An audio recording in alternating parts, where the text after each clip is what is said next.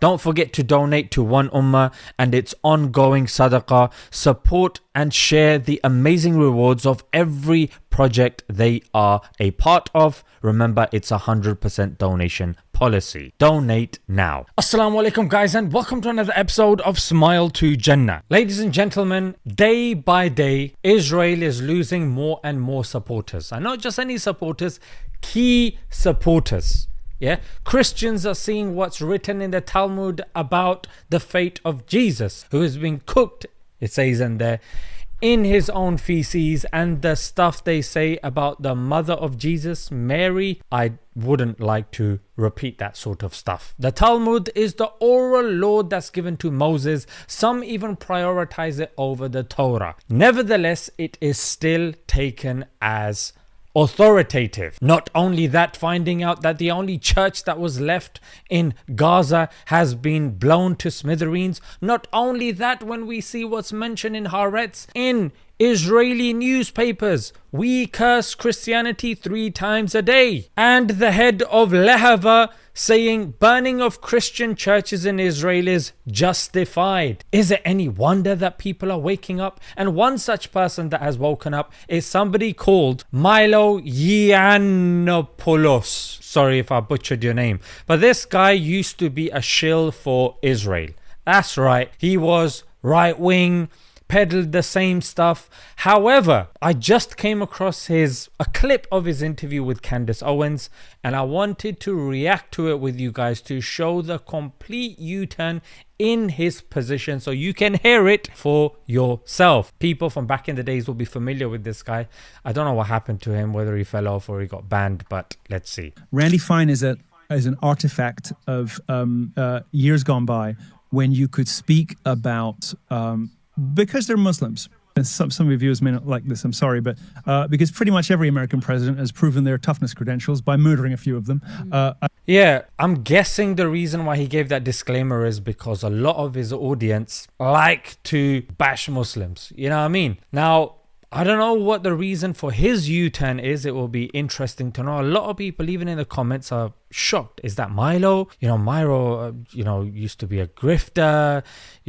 Is that really him? I can't believe he's saying it. If he's saying it, then, it's a big thing. Milo, you've woken up. So a lot of people do remember what this guy used to say and how badly he would shill for Israel. So the point that he's making right now is he's talking about Randy Fine. So Randy Fine is an American politician and former gambling industry executive serving as the US representative for Florida, the 6th congressional district. And he's the one who said, when I shook hands with Netanyahu, I didn't want to wash my hands. And this guy unapologetically shills for Israel. Unapologetically. Like it's not even a secret. Look over here. He goes, there is a reason the first time I shook Netanyahu's hand, I did not wash it until I could touch the heads of my children. Well, if your children were in Palestine, mate, they would have no heads left. He got cooked. Adrian, you didn't go down like that, huh? He got cooked. I mean, a few million. Pretty much every American president comes into office, wants to let people know they're serious, kills a few million Muslims over and over and over again. He's right, but I don't think he's really demonstrating how important this point is. I'll just give one example of how badly they gaslight Muslims. Yeah, Obama, somebody who bombed 7 Muslim majority countries. You've got Afghanistan, Iraq, Syria, Libya, Yemen, Somalia, and Pakistan. And you know what happened? Now, bearing this in mind, this is the same individual that in 2009 he was given the Nobel Peace Prize. Shocking, mate. Shocking how bombing Muslims gets awarded. So I'm just building on Milo's point. Is it any wonder that some of them have the opinions about America that they do? But why are they chanting death to America? Because we're killing them? We're responsible for death with our weapons and our fun. Yeah, an individual made a really good point, and I just wanted to highlight it. When it comes to America's allies, they look at the intention, not the action. However, when it comes to Muslims, they look at the action and not the intention. Now, the reason why this sounds like a breakthrough is because these guys are looking at the intention. They're treating the Muslim majority countries with the same courtesy that Israel gets treated with, or allies of America, i.e., Let's look at the intention. Let's look at why these people are so pissed. For decades, we've been murdering them like it's nothing and treating them like subhumans, like people who don't have, and frankly, I'm sorry, Muslims and Jews, both people of the book, if we have a relationship as Christians with any other faith, we have it as much with Muslims as we do with Jews. That's a very good point.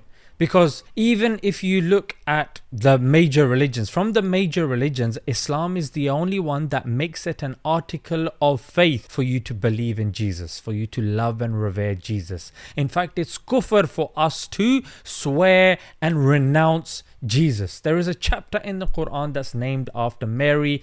So still, if a person goes, yeah, I don't know, it's a very alien religion, mate. Jesus was born in Bethlehem, which is in the West Bank, is Palestine. How can you sever the Muslim connection when we're told in our holy book that the Christians are closer to you? Some of their morality and some of their prescriptions about daily life have a lot more in common with a traditional Catholic than... Yes, no gambling, no heavy drinking, looking after your parents, the LGBT thing, our stance is very clear. Even if you look at Jesus at the end of towards the end of Gospel of John, he's saying, peace be unto you. This is the greeting that's very similar to what Muslims say. When he's in the Garden of Gethsemane and he puts his head on the floor, that's how Muslims pray. Even if you look at his attire, how he looks, his long hair, that's the sunnah. The Prophet, peace be upon him, would have long hair.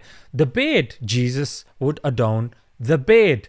His robes, Muslim wear the thobe. So many similarities. Any Jewish teaching I've ever heard. Yeah. And yet we treat these people as though they are animals in foreign countries to be exterminated when it suits us financially or in any other way, to then protect a foreign country, not ours, and its logos and its supporters from reasonable outraged responses by fellow students in this case, with the language, the elevated language of statehood. Thank you. He's talking about... I'm thinking he's talking about the marches that are taking place or the protests that are taking place on university campuses, because that's a big deal in America. It's disgusting, but because Israel doesn't like it. I can't help but think they got 10 years of this left and then it's over. I think it's less than 10 years. Hopefully. I actually think that's why they're speeding everything up right now, because they recognize that nobody's falling for this anymore. Ramping up. That's a very interesting point and analysis. Both Candace and Milo are saying Israel's only got 10 years left, and it seems like that's probably why they're speeding everything up. Randy Fine is throwing everything an into artifact. it. Oops. They are throwing everything into it in the sense that any celebrity that they've propped up, that they pushed out there, they are calling in heavy favors. Yeah, from Jerry Seinfeld to DJ Khaled to Ross from Friends. You guys probably might be aware of some of them and not others, but I'm telling you, they are really calling in their chits. So, ladies and gentlemen, nice to see, and I wanted to put it out there that, of course, in this day that we feel that, not much is being done for Palestine. We are seeing slowly, ideologically, they are losing so many people that they are now having to influence and lobby governments that they criminalize criticism of Israel. That's a loss as far as I'm concerned. When you start doing that, you've lost. Criticism of a country is criminal? Give me a break. Yeah. And then you're the same people that claim freedom of speech. Hello. What's going on? Guys, let's leave it there until next time. Assalamu alaikum.